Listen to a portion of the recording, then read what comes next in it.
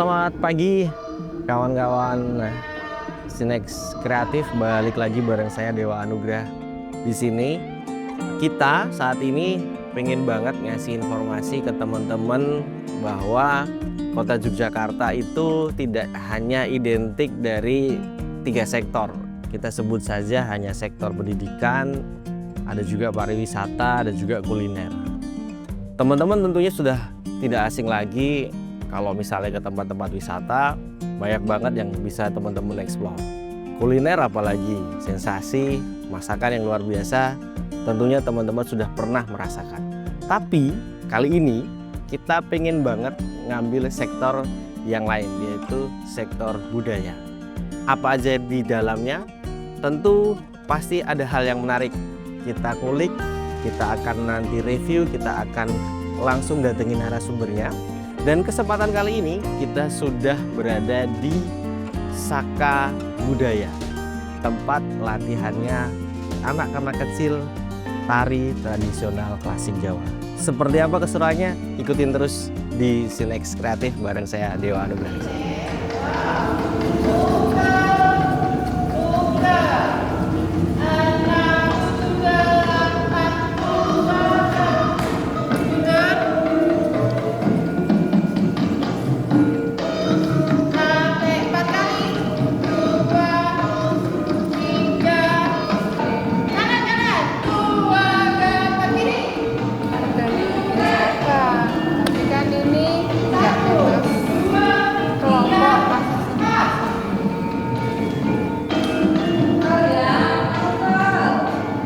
Tadi kita sudah nginfoin tentang budaya yang kita ambil saat ini, yaitu seni tari tradisional klasik, dan adik-adik di sini yang teman-teman udah lihat di belakang kamera lagi latihan. Dan dalam kesempatan kali ini juga ada salah satu wali dari siswa yang saat ini ada bareng-bareng sama kita. Mohon maaf, izin dengan Bu siapa? Dengan Ibu Ika. Ibu Ika. Iya. Bu Ika, boleh ya sedikit nanya-nanya? Boleh. Kalau untuk adiknya saat ini usia berapa, Bu? Kalau untuk saat ini anak saya usia 9 tahun. 9 tahun? 9 tahun. Kalau boleh tahu lagi, dari sejak kapan adik bisa suka dengan tari? Oh iya, kebetulan kalau untuk anak saya Alia ini sudah mengikuti tari di Sanggar Tari Caka Budaya ini sudah sejak TK. Sejak TK sudah ikut. Usia 5 tahun? Iya, 5 tahunan sudah ikut di sini. Biasa ya, Bu ya? Dari sudah hampir 4 cukup lama ya, cukup lama sampai 9 tahun ini, umur 9. Yang bikin Dek Alia suka dengan tari apa, Bu?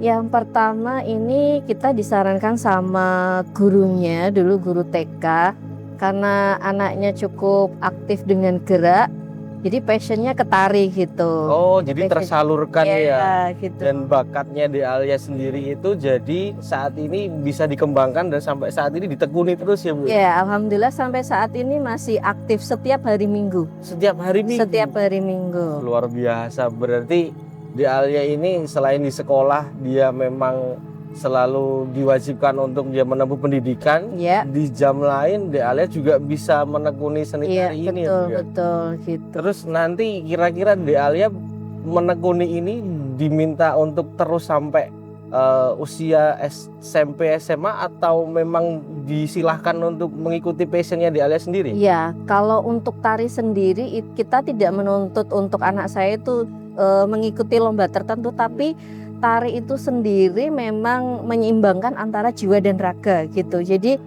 di sini juga ikut sanggar tari, di sekolahnya dia juga ikut tari juga. Ih, keren. Karena memang suka yang namanya tari gitu. Jadi seimbang antara jiwa sama raga gitu. Dan itu semua kembali atas keinginan Dek Alia. Iya, tentunya kita tidak paksakan dan dia suka gitu, suka menjalaninya gitu. Berarti memang orang tua support terus ya? Support setiap hari Minggu kita pasti ke balai desa. Ini, ya. Wah, menarik banget guys.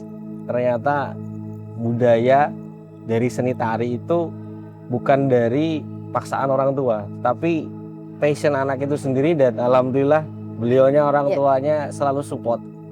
Tetap ikutin terus bareng kita di Sinex Kreatif setelah ini akan ada cerita yang lebih seru lagi. 8. Ini gerakan.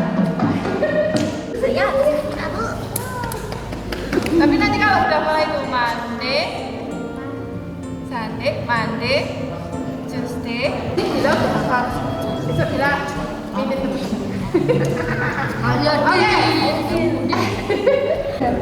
As always, say your name. Good morning, Budani. My name is. Okay. Then I am berapa years old? I am berapa? 9 years. Oke, good.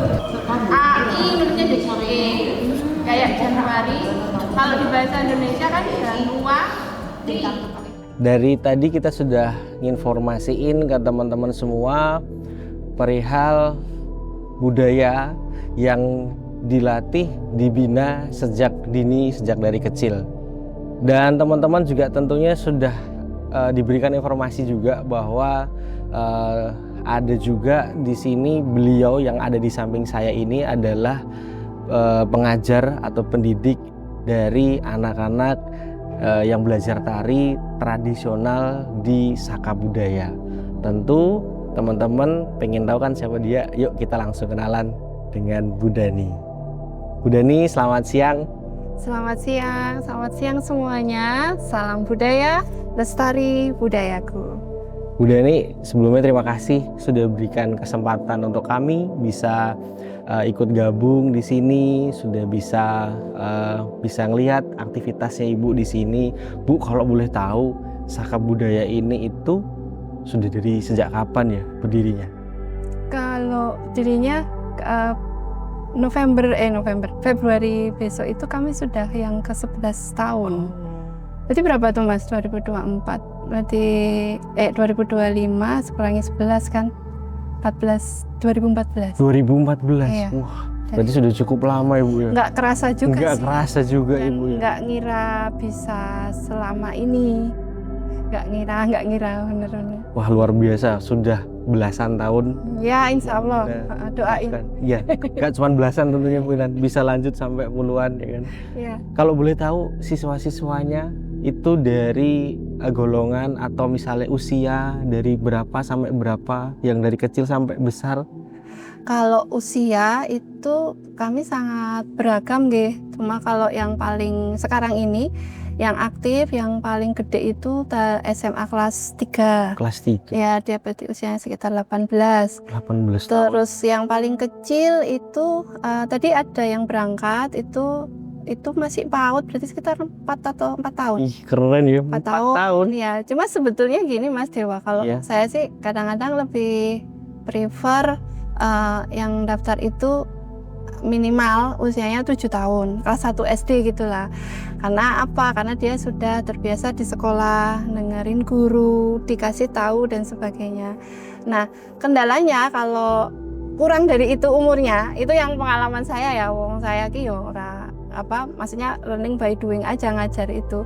Jadi kalau usianya masih kurang dari 7 atau 8 tuh kadang nggak mau lepas dari ibunya, jadi udah dilatih ke sini dia masih ngerendok sama ibunya.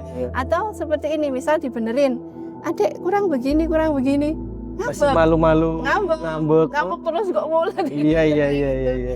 Tapi kenapa yang tadi umur segitu itu bisa masuk ya, karena mereka sudah itu tadi Mas, jadi diantar orang tuanya ya sudah lepas. Terus misal dibenerin, adik ayo ini begini gitu, nggak ngambek kayak gitu.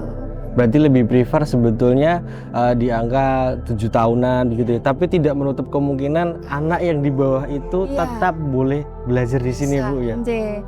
Bahkan kadang-kadang juga di sini nih jadi sarana juga untuk sambil nyuapin. Oh iya. Jadi seneng soalnya Bu ya di sini. Kalau tadi Ibu sudah bercerita suka dukanya mungkin ketika jenengan mengajar di sini. Dan tadi itu menarik banget nih sih Bu, sebetulnya pengen saya tanyain. Kan tadi adik-adik sudah belajar nari dan di akhir tadi Ibu bisa memberikan arahan ke adik-adik itu pakai bahasa Inggris. Kalau boleh tahu itu kenapa Bu? Atau memang sudah pengen mengajarkan itu atau bagaimana? Diawali dari keprihatinan. bahwasannya bahasa Inggris itu dianggap susah.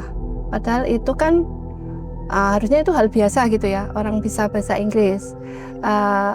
Dianggap susah, terus bahkan ada juga, saya pernah ngalami juga ketika saya berbicara dengan bahasa Inggris malah dapat komentar, sok nginggris gitu. Oh. Nah ini kan, maka dari itu memotivasi saya untuk coba mengenalkan ke anak-anak ini, sembari juga membuat mereka berani untuk speak up. Oke. Jadi jangan dibayangkan anak-anak tadi yang ketawa-ketawa sama saya tuh awalnya begitu, enggak. Oh, Udah takut. berarti ada histori sejarahnya yang mereka bisa kayak gitu. Dan jangan dilupakan, seni itu bagaimana kita bisa memperkenalkan seni ke level yang lebih, maksudnya tidak di level nasional saja. Kalau kita tidak menguasai paling tidak bahasa yang paling kan bahasa Inggris ya. Iya, betul. Tuh.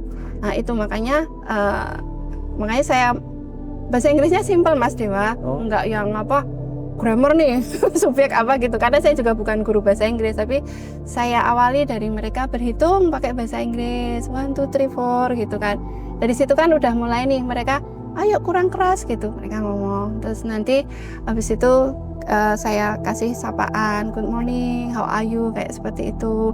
Terus yang level tadi itu mereka sudah mulai berani memberitahukan namanya, introduce themselves, my name is, terus mulai menghitung I am sekian gitu. Berarti semua itu bisa karena terbiasa dan tentunya mau ya Bu ya. Dan yang paling penting lagi teman-teman, beliaunya ini selalu dengan senang hati ngajarin itu ke anak-anak didiknya. Walaupun ya teman-teman tahu sendiri kan, anak-anak adik-adik itu pasti butuh kesabaran yang lebih, dan beliaunya wah luar biasa. Oh ya Bu, mau nanya juga, kebetulan kan di Saka Budaya ini berarti Ibu sebagai status pengajar sendiri di sini? Ya, untuk saat ini ya. Sebenarnya beberapa waktu yang lalu anak saya sendiri sempat membantu. Tetapi karena dia juga harus latihan di keraton, sehingga kayak hari ini karena harus latihan ke keraton tidak bisa ke sini. Ternyata buah itu nggak jatuh dari pohonnya teman-teman. Itu jauh dari Nggak tahu. Ternyata beliaunya pengajar di sini, putrinya juga beliaunya juga belajar juga di tari. Dan kalau boleh tahu, dulu putrinya jenengan juga punya kemauan sendiri atau jenengan yang mengarahkan, atau memang lihat jenengan nari jadi putrinya senang? Saya mulai dari mana ya ceritanya? Kalau dari mulai dia di dalam perut, ini kan sebetulnya jadi saya selain di sini itu setiap malamnya saya bergabung dengan teman-teman seniman di Pura Wisata, Ramayana Ballet Pura Wisata. Tuh guys, menarik kan? Sudah tahu kan nanti ceritanya akan dibawa kemana? Kita bikin penasaran teman-teman semua. Nah, di sana dari mulai belum menikah, kemudian menikah, hamil anak saya yang pertama itu. Nah, itu yang sulung ini di dalam perut itu kalau pas adegan tertentu yang di situ itu pas adegan kidang itu, kalau Ramayana kan ceritanya pasti Sinta diculik karena ada kidang cantik dan sebagainya. Nah itu somehow di dalam perut itu dia itu menendang-nendang itu, tapi kok seirama dengan gamelannya. Oh, jadi udah ini ya, udah ngerasa gitu ya. Itu ini nggak tahu ya apa. Mungkin kalau ibu hamil itu memang kadang-kadang di logika sok nggak itu. Iya. Nah itu dia dimulai dari situ, kemudian dia lahir, saya biarkan saja, dan dia sudah dengan pokoknya kalau tampil urusan tampil tuh dia selalu mau ikut. Oh, berarti kembali ke kemauan putrinya sendiri ya Bu ya. Kan saya sendiri juga basicnya kan klasik dulu, sehingga saya tahu ini kalau TK masih belum bisa dimasukkan ke klasik, sehingga tak arahkan ke kreasi dulu. Kelas 1 SD saya ajak ke keraton nonton tarian. Nah dia langsung bilang, Bunda, satu saat aku mau nari di sini katanya. Aku mau nari yang seperti ini. Dan akhirnya sekarang? Akhirnya saya masukkan ke sanggar klasik. Oh, alhamdulillah. Kelas 1 SD itu dia punya keinginan begitu, saya masukkan ke sanggar klasik. Nah sampai sekarang seperti ya ini terus ya beneran apa yang dia bilang, someday saya mau nari di sini kata dia. Dan akhirnya kesampaian sudah bisa nari di keraton. Iya, tapi itu ngalir aja Mas Dewa, nggak ada. Saya juga tekankan ke Ibu yang nganter di sini juga. Saya selalu bilang takutnya gini, ada juga yang orang tua itu ininya dia. Kepinginnya gitu. Bu. Iya, anaknya padahal nggak. Iya betul. Nah, saya betul. bilang jangan dipaksa, Iya. nanti nggak malah trauma. Takutnya kalau nanti adiknya dipaksa, malah ujung-ujungnya jadi nggak suka ya Bu. Ya itu intinya tuh seneng di Ya, sana itu betul. seneng aja gitu. Yang penting senang, menyenangkan, banyak belajar. Bu, saya pengen nanya lagi, kayaknya menarik deh. Ibu tadi nyebutin ada yang namanya tari kreatif dan tari klasik. Emang beda ya Bu? Oh ya, maaf bukan kreatif tapi kreasi. Oh kreasi, oh ya Iya. kreasi dan juga klasik. Klasik, Itu iya. ternyata beda Bu. Beda. Bedanya? Saya secara teori itu nanti coba di googling, secara teori itu ada. Jadi kalau yang dibilang klasik itu sudah usianya berapa puluh tahun seperti itu ada. Cuma pemahaman saya yang namanya tari klasik itu terutama yang gaya Yogyakarta ya yang saya tahu. Karena kan Surakarta tuh punya klasiknya sendiri. Beda ya antara Jogja, jelas beda. Surakarta, Jogja beda. Beda. Dan kayaknya Pakualaman sama Keraton beda. beda lagi Bu. Iya. Ternyata budaya itu Iya. tuh macam-macam ya Bu ya. Jadi klasik itu kayak sudah pakemnya seperti itu. Misal gendingnya juga yang dibawakan itu gitu. Terus geraknya itu juga selalu ada ngurdo, ada kicat. Nah, kalau kreasi itu dia lebih kayak bebas gitu, eksplornya. Salah satu yang saya ajarkan di sini tadi ya kayak Yapong, itu kan ciptaannya Bagong Kusudiarjo, maestro tari kreasi. Beliau basicnya sebenarnya klasik Jogja juga, tapi ya luar biasa karya-karyanya Betul, banyak betul, dari betul. saya tekan. Sudah melegenda ya, gitu, Bu. gitu. Iya. Itu, nah itu kan misalnya Pak Bagong itu juga ada ukel itu ada, tetapi ukelnya dibawa ke sini. Iya. Tapi kalau klasik, kalau Jogja ya ukel itu bisa di sini, hanya di sini, Oh, oke. atau hanya ukel di bawah. Tapi Pak Bagong itu ya itu bedanya di situ. Nanti kalau bicara tentang tari kontemporer itu yang pakai jengkelit-jengkelit itu. Oh, tuh guys. Nah, saya nggak mampu kalau ke situ. Teman-teman, banyak banget kan informasi tentang budaya yang bisa kita informasikan, dan tentunya dari narasumbernya langsung beliau Bu Dhani sudah bercerita tentang tari kreasi, tentang tari klasik, dan itu semua diajarkan oleh beliaunya di sini. Iya. Dan kalau boleh tahu Bu, kalau seandainya ada teman-teman nanti yang kepengen belajar di sini, bisa di Saka Budaya, boleh diinformasikan sekalian? Boleh, bisa, monggo silahkan mendaftar.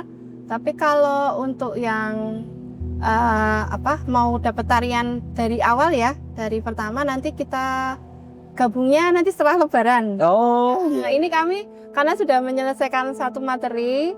Tapi monggo kalau mau datang, mau apa oh istilahnya, lihat-lihat gitu Bu. sekedar lihat saja juga kami persilakan. Atau mau daftar dari sekarang nggak apa-apa. Apa maksudnya kan kadang-kadang ikut itu itu loh Mas. Aku kok kepundal-pundal ya, Iya. ya malah jadi minder. Nah Iya, itu loh, betul. saya kadang menghindari kayak gitu. Iya, iya. Makanya monggo kalau yang mau daftar dari sekarang silahkan. Tapi kalau untuk materi baru nanti baru kita kasihkan di akhir nanti setelah April berarti. Lebaran. Iya, karena kami biasanya puasa, kami off Mas. Oh, iya, Off iya. dulu sampai Lebaran minggu kedua. Nanti setelah mengikuti pembelajaran, nanti di bulan November kami ada ujian. Oh, Iya. ujian. Wah, ini menarik nih. Berarti sudah diajarkan budaya di sini, sudah diajarkan ilmu yang luar biasa di sini, dan nantinya pun juga tentunya pasti ada ujiannya, teman-teman.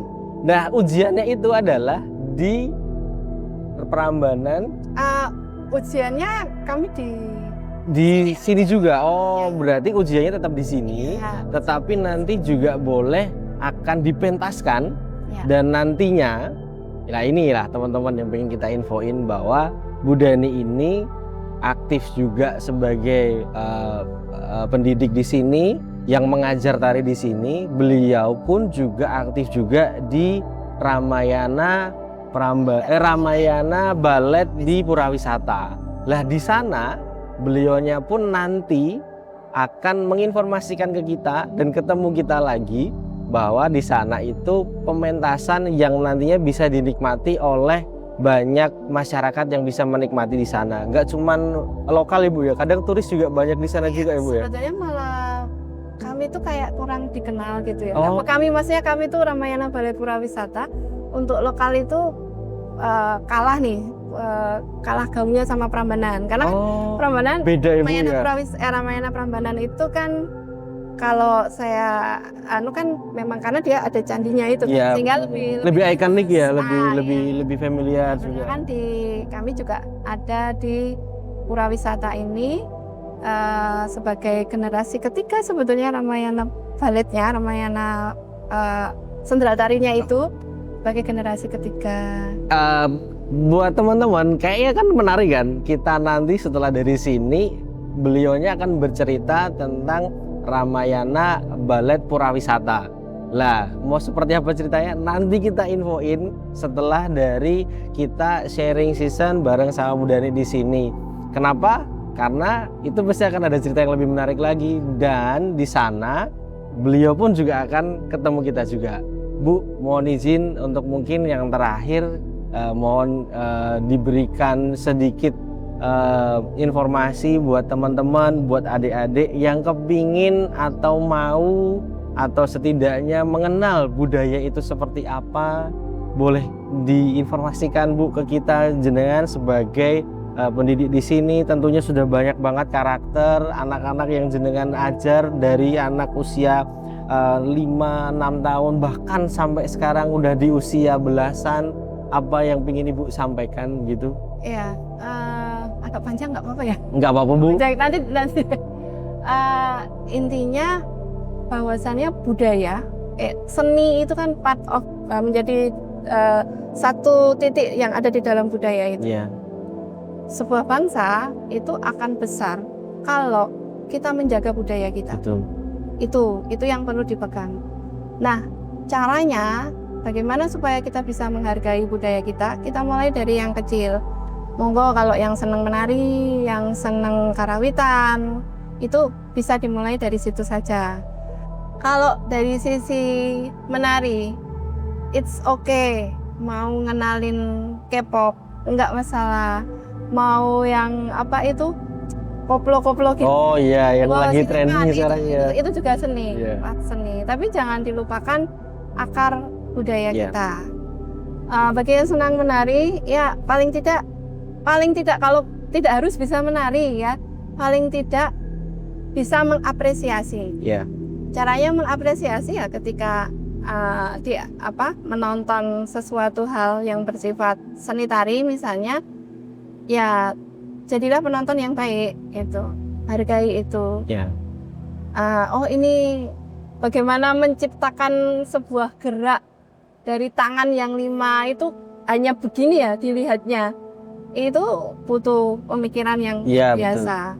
Belum lagi gendingnya, Iya. komposisinya dari gong yang bunyinya seperti apa, saron seperti apa. Padahal muni dewe-dewe nih ketika dijadiin satu sangat luar Iya, biasa. sangat luar Jadi, biasa. Intinya cintai dulu budaya aslimu. Kamu mau sukumu dari mana aja, itu dulu dicintai. Karena kalau kalian nggak cinta, ya jadi lupa. Kalau lupa berarti siapa yang menjaga seni budaya kita?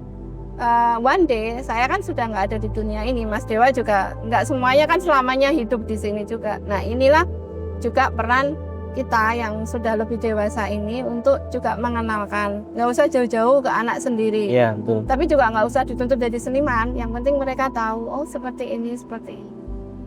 Itu saja pesannya, jadi jangan teriak-teriak ketika ada negara lain yang mengaku Iya. kesenian kita. Iya. Bungok-bungok banget, tapi Iya. ada yang kita lakukan gitu loh. Betul, betul, betul. Nah dilakukannya ya dimulai dari mengapresiasi Iya. tadi, kemudian kalau mau jadi salah satu pelaku seni atau budaya itu juga lebih bagus lah. Sehingga saya yang bisa menari ada penerusnya. Nanti mungkin ada yang bisa karawitan ada penerusnya lah. Bu, saya tuh pengen tahu karena gini teman-teman, saya itu kenal beliaunya itu kesehariannya itu bukan sebagai pelatih tari, tapi keseharian beliaunya adalah sebagai aparatur sipil negara yang berdinas di pemerintah kota Yogyakarta. Dan luar biasa banget kan, di sisi kesibukan beliaunya dari hari Senin sampai Jumat, tapi weekend beliaunya masih mendedikasikan dirinya untuk bisa memberikan waktunya untuk bisa mendidik anak-anak di sini. Lah, tentunya itu yang pengen kita tanyain, bahwa gimana sih Bu di sisi kesibukan Ibu dan di waktu yang harusnya untuk keluarga, tetapi Ibu masih menyempatkan waktu untuk mendidik anak-anak di sini untuk belajar tari di sini. Jadi memang sebetulnya berdirinya sanggar ini bukan saya seorang diri. Diawali dari ide suami, kemudian dengan Pak Dukuh yang pada waktu itu menjabat, yaitu Pak Sularto. Rumahnya tidak jauh dari sini, cuma di dekat sini. Kemudian saya juga dibantu oleh dua Sri Kandi yang luar biasa menurut saya, dan beliau berdua itu juga jadi inspirasi saya. Jadi ada pengurus sanggarnya, selain saya sebagai ketua ada sekretaris itu Bu Tintin. Beliau juga punya kesibukan yang luar biasa, aktif dari level kegiatan dari level perdukuhan sampai kecamatan bahkan. Kemudian juga ada yang menjadi bendahara sanggar ini, itu Bu Siti. Beliau itu sehari-hari ASN juga. Oh, ASN juga? Iya, beliau guru TK. Oh. Guru TK.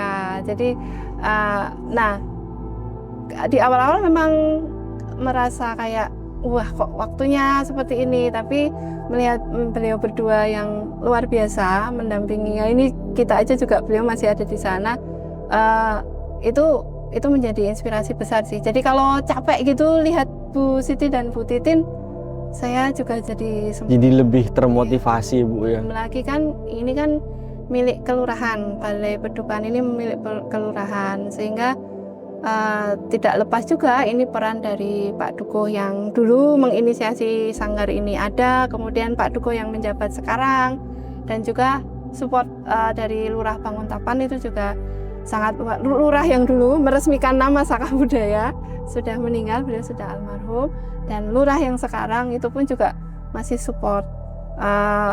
Ya kami tuh intinya support itu nggak perlu yang harus hadir ngelihat kami latihan. Ya, kami betul. diberikan tempat seperti ini, nanti bisa dilihat tuh di jadwal penggunaan ini.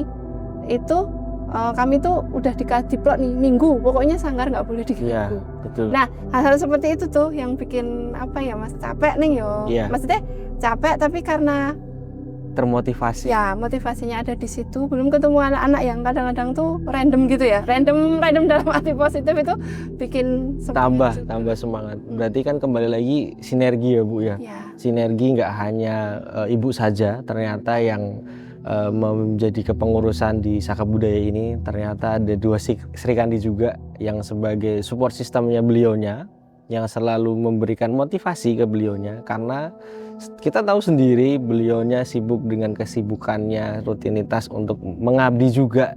Kalau dari Senin sampai Jumat tentunya mengabdi untuk pemerintah dan masyarakat. Sekarang weekend luar biasa lagi, harusnya untuk keluarga, tetapi beliau dan rekan-rekannya mengabdikan dan mendedikasikan untuk melatih anak-anak di sini. Kembali lagi teman-teman, kalau bukan kita, siapa lagi? Semua itu berawal dan berakar budaya itu kalau tidak sejak dini untuk ditanamkan, mau kapan lagi? Sekali lagi, apalagi sih yang enggak menarik dari bahasan ketika beliau bisa menyampaikan tadi banyak hal yang bisa kita ambil, dan tentunya bahwa lestarikan budaya dan apresiasilah budaya yang sudah ada, dan kembali lagi budaya itu kalau bukan kita siapa lagi? Iya. Tentunya ya Bu ya. Dan tentunya semua itu harus diapresiasi dan ada regenerasinya. Nggak mungkin kan Bu Dani terus yang akan melestarikan. Tentunya Bu Dani sudah mewariskan itu ke putrinya, dan itu nanti yang teman-teman yang lain-lain bisa juga melestarikan budaya, karena sekali lagi kalau bukan kita siapa lagi yang akan melestarikan budaya. Dan teman-teman semuanya, menarik ya, senang banget bisa ngobrol bareng sama beliaunya, dan tentunya banyak banget ilmu yang bisa kita dapatkan hari ini dari liputan. Kita tadi melihat beliaunya mengajar, dan bahkan sampai sekarang kita bisa ngobrol sama beliaunya. Sekali lagi terima kasih Bu Dani, waktunya, kesempatannya untuk kami. Dan teman-teman jangan lupa kalau misalnya pengen ikut belajar di sini, kita lokasi Saka Budaya ada di Sorowajan ya Bu ya. Untuk share informasi boleh kita langsung infokan ke nomor yang bisa dihubungi ke linknya kami. Jadi monggo teman-teman bisa info, atau kalau boleh Bu Dani boleh diinfo Ya. kontak person yang boleh diinformasikan. Oh iya, maaf tadi ini Bantul loh Mas. Oh iya, Sorowajannya Bantul ya Bu. Sorowajan, Kelurahan Banguntapan, Banguntapan. Kecamatannya Banguntapan. Kecamatan Banguntapan berarti pemerintah Kabupaten Bantul. Iya. Ya, oke. Di Bantul. Terus untuk nomornya nanti Oke. tulis di sini. Bisa dilihat ya teman-teman, nanti kalau mau hubungin atau mau belajar di sini, sekali lagi boleh langsung datang ke sini di Sorowajan, Kecamatan Banguntapan, Kabupaten Bantul. Langsung beliaunya yang mengajar. Buat teman-teman, sekali lagi terima kasih Bu waktunya, dan yang jelas gak cuman di sini, karena Ibu tadi juga sudah menyampaikan bahwa ada pementasan yang nantinya bisa diinformasikan lagi ke teman-teman, dan beliaunya sendiri yang akan ikut juga nginformasiin ke kita di Ramayana Ballet Purawisata, dan itu nanti akan kita infoin ke teman-teman. Sekali lagi Ibu terima kasih waktunya, kita mohon izin, mohon pamit. Selalu ingat kita terus di Snacks Kreatif. Selamat siang, dadah.